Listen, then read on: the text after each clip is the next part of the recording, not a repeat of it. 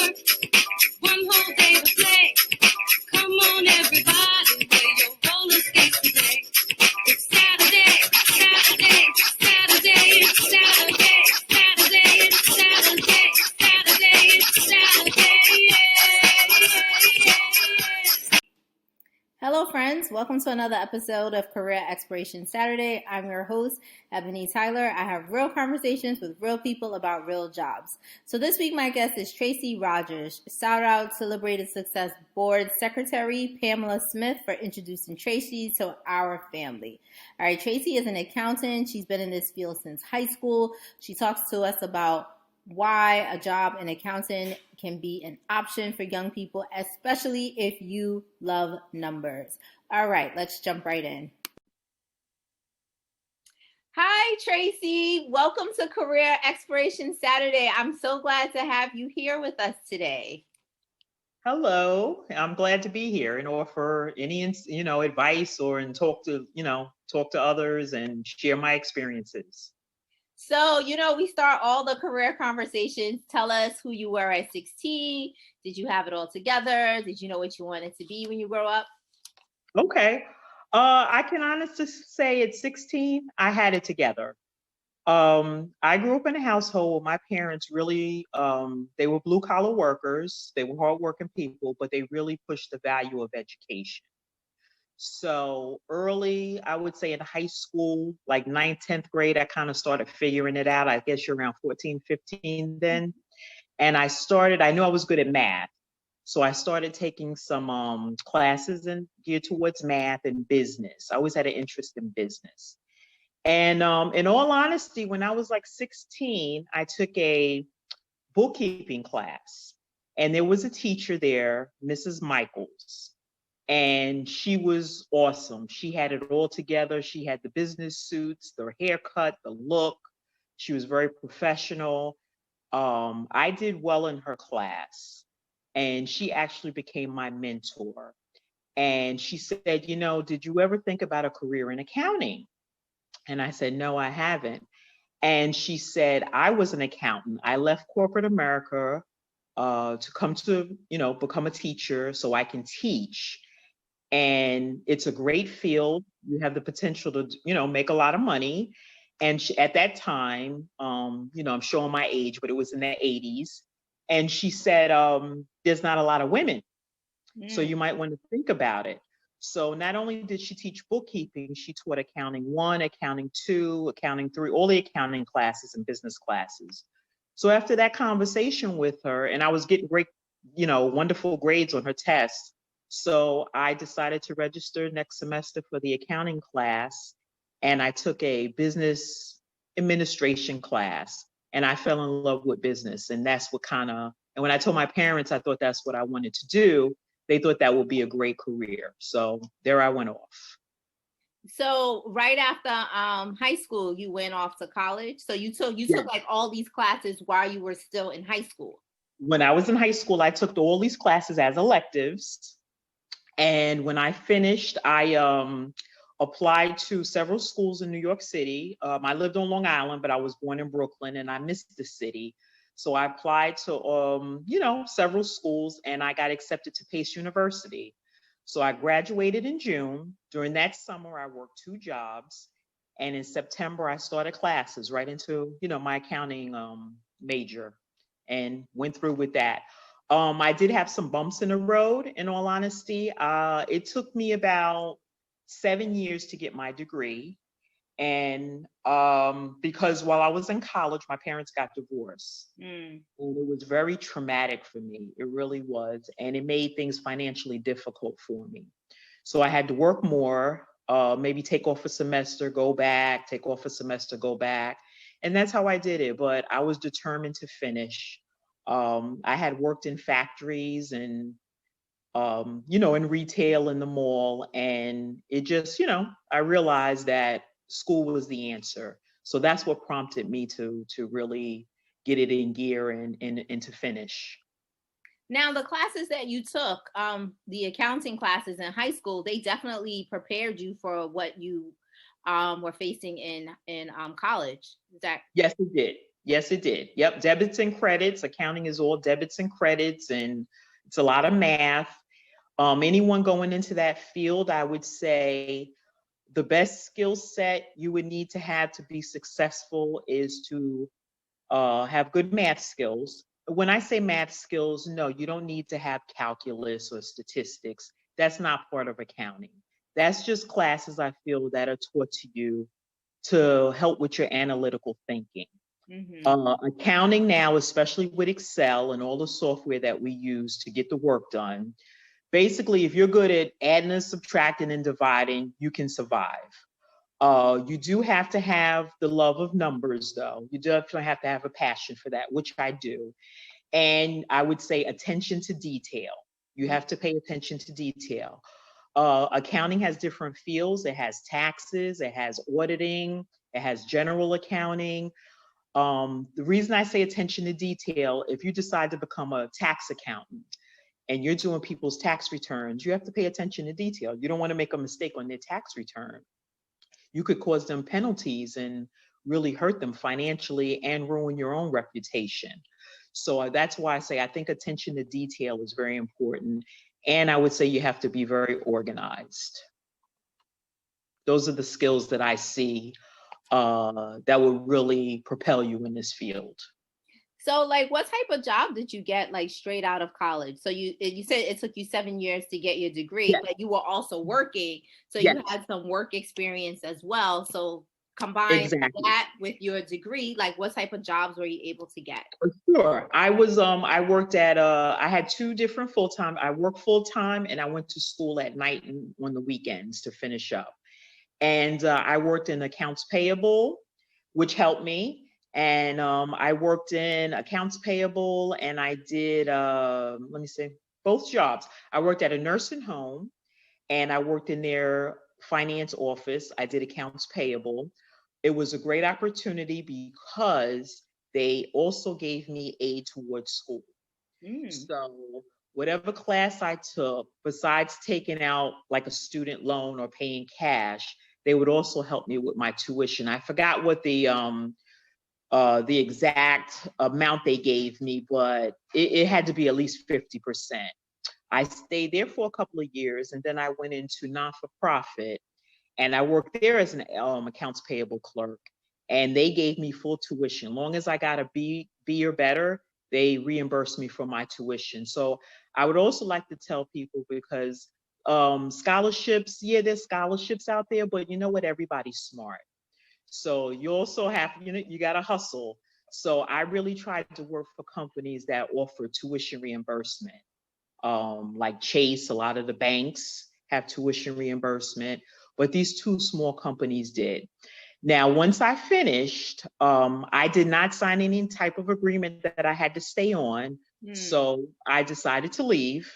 Some places make you sign an agreement. You have to stay with them for 2 years or such. I didn't have that. So right after that, probably a month before graduation, I started sending my resume out. And my first professional position, I would say, was with Avis Rent-A-Car Systems as an auditor. And I got a great, salary increase because at that time I had my degree.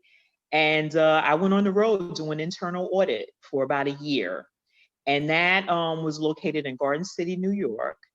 And it was a great opportunity because the audit manager kind of became my mentor in that role. And he taught me how to go in. What we would do is go to different Avis locations. It was a great opportunity to travel. So I would go to California, Virginia, all the Avis locations. As you know, back in the day, Avis had locations in all the airports. So we would travel and we would dig into their financials. And the purpose for that was to make sure that they were accounting for our receivables correctly, following policy and procedure. And I stayed in that position for a year. I really liked it. The only reason I left is after that, with my husband, because of love, we decided to relocate to Delaware. So I chose to resign. And I knew as an accountant, I wouldn't have a problem finding a new position. So we relocated to Delaware for quality of life purposes and for career. He found a great opportunity down here. So that's that's the beginning of my journey. So, as you're talking, I'm thinking, every industry needs somebody to check the money. Exactly. So, it sounds like there's a lot of career opportunities for someone with this skill. Yes, it is. As I said, accounting is like just like being a doctor, a medical doctor. If you go to medical school, you can be a cardiac surgeon, you can be a family practitioner, you can do oncology. Accounting is the same way, and I think a lot of people don't realize that. Accounting, you can go into tax accounting, you can go into audit, you can go into general accounting, you can do payroll, you can do finance, you can work in any industry because pretty much accounting is pretty much the same in every industry for as those debits and credits. You can work in healthcare, you can work for government, there's governmental accountants. You can work in government, you can work for, small family-owned business. You can go to Fidelity, JP Morgan, any of the banks. There's a lot. You can go, into the hospital. They needed financial administrators. You can definitely go. Everybody needs accountants, so it's a good career choice. You have a lot of options. So fast forward, what are you doing now? Because you've been in this industry for a while. Yes. I've been in the industry. I started out, like I said, as an auditor. Then I went into general accounting. I was like a staff accountant. That was general accounting. I did that for a while. I got the opportunity to, get into management. So I became a finance manager, managing the staff accountants. And I've grown since then, I'm sorry. And right now I'm working for the state of Delaware. The reason I was in corporate America and I was in banking, but along came the children. I had my family, and my husband has a high pace career as well. And I do believe in family, and it's hard to both be superstars when you have young children. And being here in Delaware, we don't have any family here, so we don't have that support system. So we talked about it, and I decided to take a step back. So I was talking to my mother and some friends of mine, and I heard that the state is very family friendly. And it's a great place to work if you have a family, because at the time when my daughter was born, I was in corporate America. And I'll be honest, I was missing soccer games and different games because with accounting, if you have month end, it can be long hours. Can you tell us a little bit about month end? My mom and my sister, they were both in accounting, and they always be like, it's month end, Right. and I'm like, what are they talking about? Month end is when you work in general accounting, month end is at the end of the month for any company that's running their books properly. The books have to be closed for the month, meaning all cash, all credits, all entries. You have month end recurring entries that you have to do every month. And at the end of the month, you basically have to shut it down and run your reports and see how you did for the month, looking at analysis, and if you want to compare it to your budget as well. So that's what's month end. Month end can be very intense depending on where you work. At the time when I was doing month end, I worked in banking. And when I say intense, I mean, like I said, it was easy because I didn't have children then. But we waited a little bit to start our family. But going in at 8 in the morning and getting home maybe 9, 10 o'clock at night. And those are long hours. I made great money, great bonuses. They definitely made it worth it. And I was able to buy my house because I planned. I'm a planner. Right. And I did it for those reasons. But like I said, when I decided to have my children, I wanted to slow down a little bit. So I decided to take a step back. So I went into, not to say that you don't work hard for the government, but it's not as intense as banking because you don't have as many accounts. You're not reporting to shareholders. So it's a slower paced environment. So I went to the state. I've been with the state 9.5 years, almost 10 years. And I really like it. My hours are 8 to 4:30. Of course, because of COVID, they're flexible now. I'm doing a lot of working from home, Mm-hmm. but it's not as intense. Mm. There's not as many accounts. You're not reporting to shareholders. Therefore, when I leave at 4:30, 4 o'clock, I can leave and come home and tend to my children because they're in a lot of different activities outside of school. Right. So, I need to be able to, support that. Yeah. So I like it. Right now, I am a finance manager for the Division of Auditors with the state of Delaware. I have a small staff. I've managed up to 10, 15 people.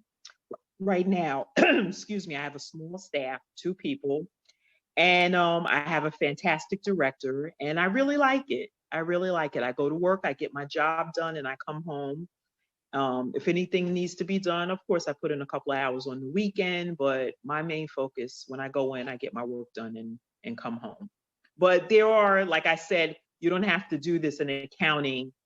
Even if you're a tax accountant, say you do personal income taxes, you can make your own hours. You know, I would say corporate America is the place where you're going to put in a lot of hours, but What you can pick. What's it like being a Black woman in corporate America? Okay, that's a good question. Being I think I kind of said it already, maybe twice. Going into work, getting my work done. I feel I've never, there maybe been some instances where maybe race played a factor for as favoritism. Yeah. And I think you're going to have that at any place that you work. And it's pretty easy to pick up on, and but my position now, though, I feel it's a lot of diversity, and I haven't felt that way. But I do feel the attention to detail is important because you have to make sure your work is on point. You have to make sure, um, you know, mistakes aren't as tolerated as they would be for maybe another people from another community. I have experienced that, and I like to make sure my work is on point. I don't like emails or people coming after me. We all make mistakes, but you do have to make sure your work is on point. I would even say just coming to work on time. Yeah. Those things are people don't realize, but those things are very important. I have to be to work at 8 o'clock. I get there 10 to 8 every day.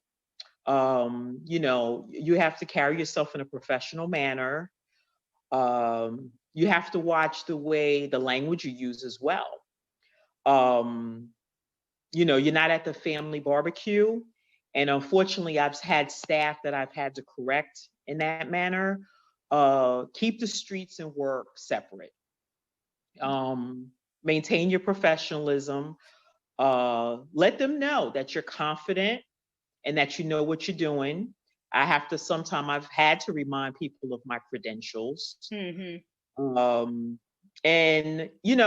Over the years, I've kind of gotten used to it, and you just do it without realizing you're doing it.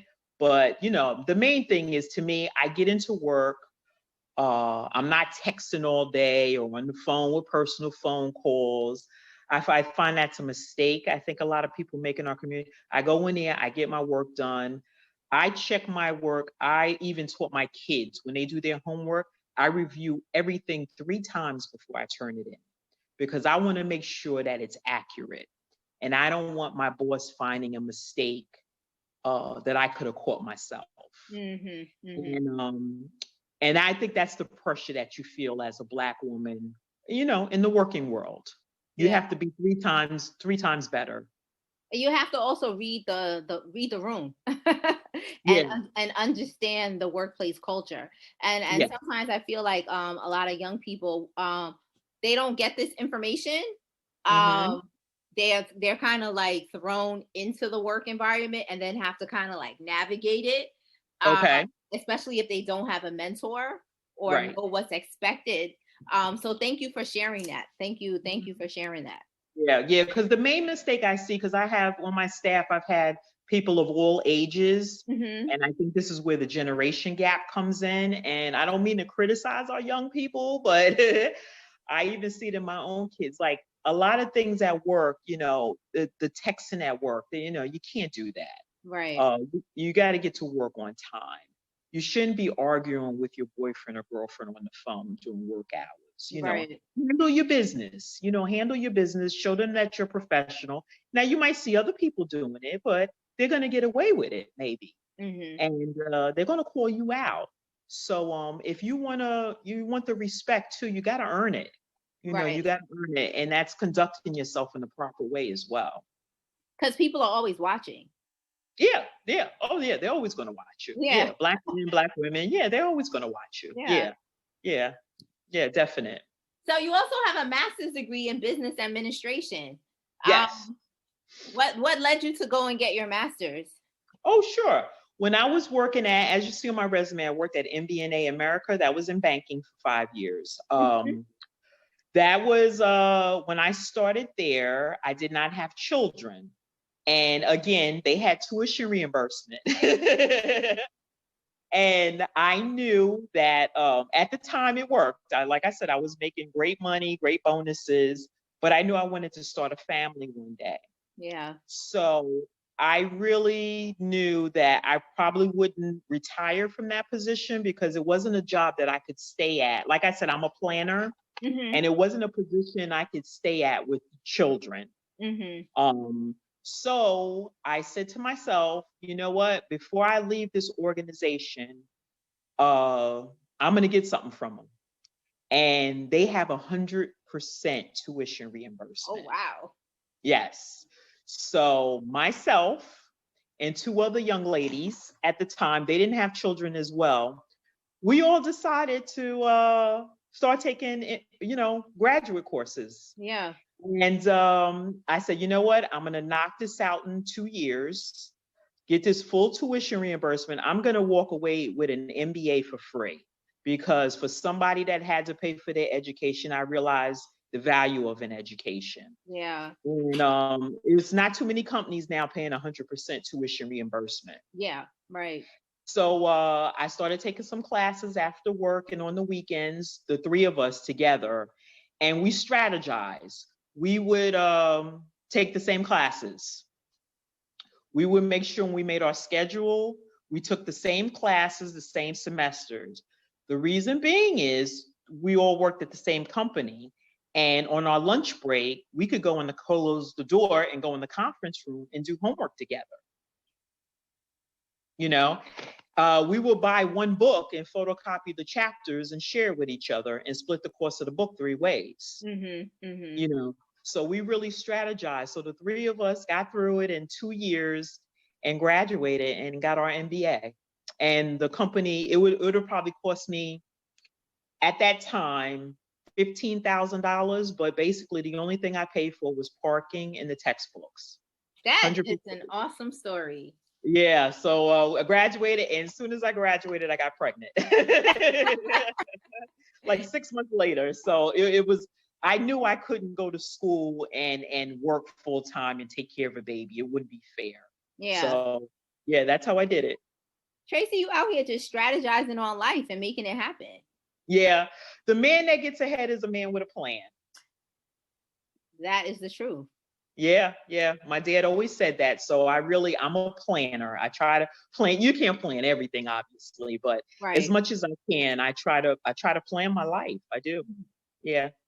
Yeah, that's awesome. That's really awesome. So, how can people connect with you if they want to, talk to me one-on-one? Yeah. To be honest with you, email works for me. I'm an email kind of girl. I'm in LinkedIn. I don't really keep up with it, to be honest with you, like I should, because like I said, I got these babies, well, not babies, but teenagers here. But my email is fine. Do you want me to share that email address? You can. Sure. It's TEM Rogers, ROGERS @gmail.com. TEMRogers@gmail.com. That's the best way to get in touch with me. And I'll definitely respond. I want everybody to do well, and main thing is I hope I offered some good, especially that attention to detail. That's a big one for me. Even in your, not just work, in your personal life, you got to pay attention to detail. And It helps. It helps. Yep. And along with that, I invest in the stock market and I have different investments because I think it's important. Also, I like to mention I feel enough people in our community don't start investing at a young age. Yes. Talk to us about investing. Okay. I'm really big into investing. For my first job, when I was 21 years old, I joined the 401k and I maxed it out. If you start a job and it's 10%, you know how they say that expression everybody's heard, pay yourself first. That is so true. Start with, 10%, 12%, whatever you can. As you get a raise every year, raise it. Even if you only put another $10 into it, don't touch it. And over the years, once it starts compounding interest, you'd be amazed in 10, 15 years how much money you have. And a lot of people, the only time you might need to dip into it is maybe you might be ready to buy a house. You have a spot where you can go get maybe $20,000, $30,000 and put down on your house. People don't realize the power of investing. And especially in our community, we weren't taught, I feel, how to do this. And I think it's important, even if you're married, have your own finances, investment vehicle. You never know when something would happen. Start paying attention to balance sheets, cash flow of different companies, the leadership of the company. And even if you buy one stock of Apple, buy one stock. Maybe next month, buy another stock. Too many people take their money and they have it hanging up in the closet. And you just gotta, the power of investing is so important. And I know people say don't invest what you can't lose. I disagree with that statement. I think that's a way for them to try to keep certain people out the market. To me, Warren Buffett, Bill Gates, Elon Musk, all these people wouldn't be in the market if it didn't make money, right? So, don't always drink the Kool-Aid. Do some investing, even if you start $50, $25. Anything is better than nothing. My daughter, it's okay if I'm going to use her as an example. She's a second-year college student. This year, she had her first full-time job during the summer. During the school year, we don't expect her to work because she has a difficult major, but during the summer, she has to work. I made her open up a brokerage account. And in that brokerage account, every week when she got paid, I made her buy a share of Apple. I made her buy a share of Coke. I got her to buy a share of, because I want her to see, you don't want to just live paycheck to paycheck. Right. And I'm going to do this with her ongoing. This is her brokerage account. You know what? Maybe when she graduates school, she might have enough money to go buy a townhouse or a condo or buy a car, because she's going to need a car to get to that new job, So you never, I hate to see everybody get paid and just, live within your means, stick to a budget, but make sure you put 10 to 15% aside to invest in something. Real estate, stock market, I don't care what it is, but invest something for your future, because you don't want to have to be basically a slave to a job if you don't have to. Generate some passive income. Yeah. So how do you open a brokerage account? Oh, that's easy. Research the brokerages that you would like to look into. I recommend this is my personal recommendation. I am not your financial advisor, but you could go to, I know a lot of people have Robinhood. Robinhood's a great start for young people because I realize they don't have a lot of money. You can go to Fidelity. You can go to Schwab. You can go to E-Trade. Ali Bank is another one. I recommend them because they have low fees. Another thing that bothers me is I have your money in my company. I get upset that you charge me fees. So look for low fees.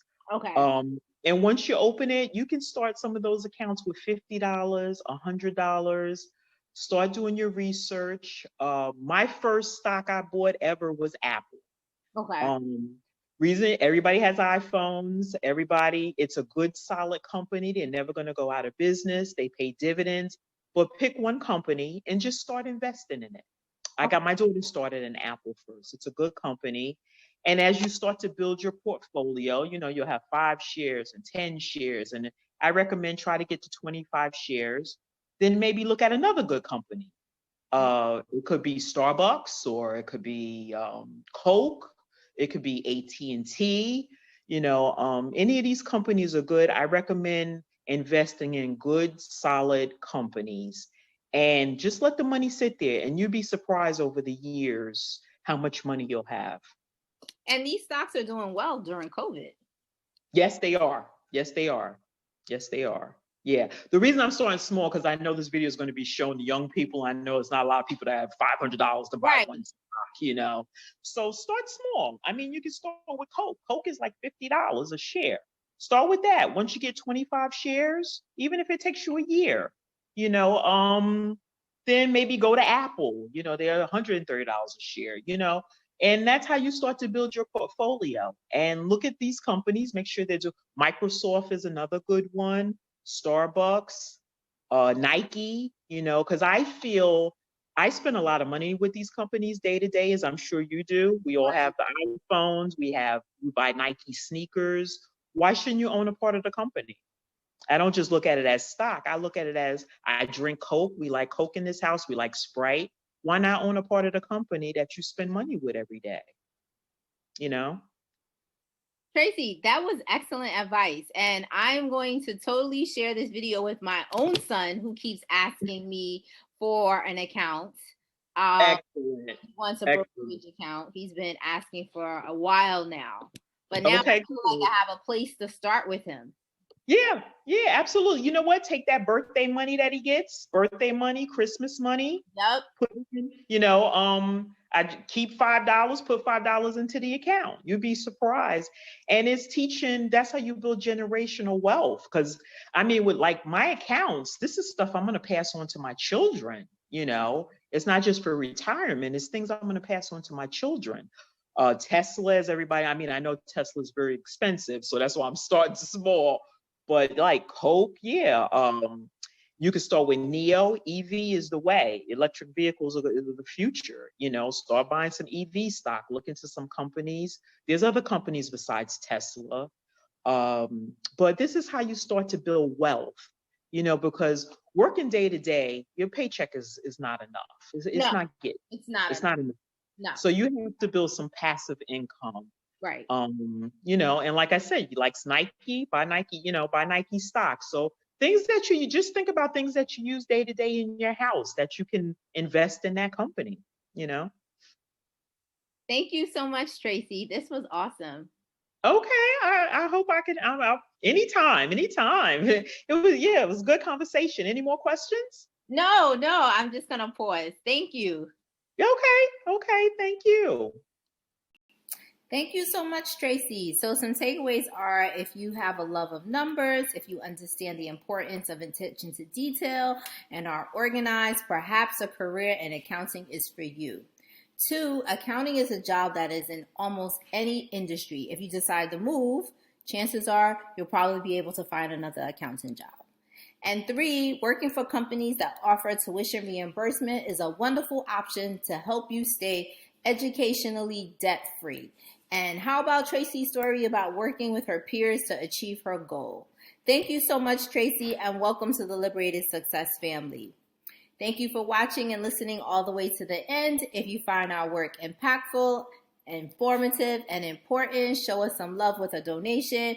Donation links are in my bio and IG, Twitter, and YouTube, and it's the first comment on Facebook. And if you're listening on the podcast, you can make a donation via listener support. And don't forget to subscribe to the YouTube channel, subscribe to the podcast, follow us on IG, Facebook, and Twitter. All right, wear your mask, wash your hands, physically distance, get that vaccine if that's what you want. All Black Lives Matter, and see you next week. Crazy work, one whole day to play. Come on, everybody.